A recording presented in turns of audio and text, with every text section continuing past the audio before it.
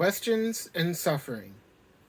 Today's reading was Job chapter 3 and Revelation chapter 9, verses 13 through 21. To be honest, I kind of had a hard time just trying to think of something to talk about with today's reading, but eventually something did come to me, because Job 3 is where we see the start of the dialogue between pretty much at first Job and his three friends, and which comprises most of the book of Job. And in this chapter we see Job cursing the day of his birth, his longing for rest, and finally lamenting his suffering. One of the commentaries that I just glanced at from a study Bible pointed out how this is basically Job looking at death as being better than being forsaken by God. Because the chapter can be broken down pretty much into, as I kind of pointed out, three sections.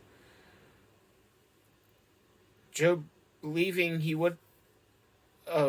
expressing how he believed he wouldn't have suffered as much if he hadn't been conceived, or if he had died at birth, or finally, if he just died when his troubles began.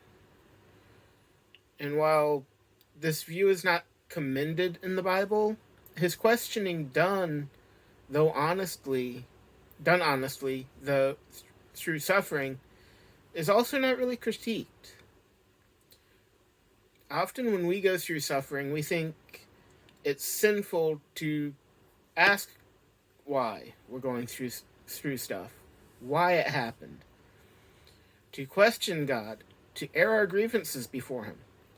However, this is almost what the majority of the book of Job is about. Job questioning why God has let his suffering happen. He's bringing his grievances before God. The key concept, though, is that he doesn't sin in doing so. He doesn't curse God. He doesn't blame God for being unjust, unfair, or anything like that.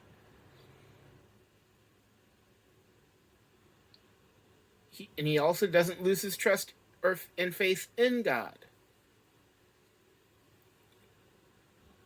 So what can we take from this? Well, when we go through sufferings and troubles, we need to basically take a look at Job.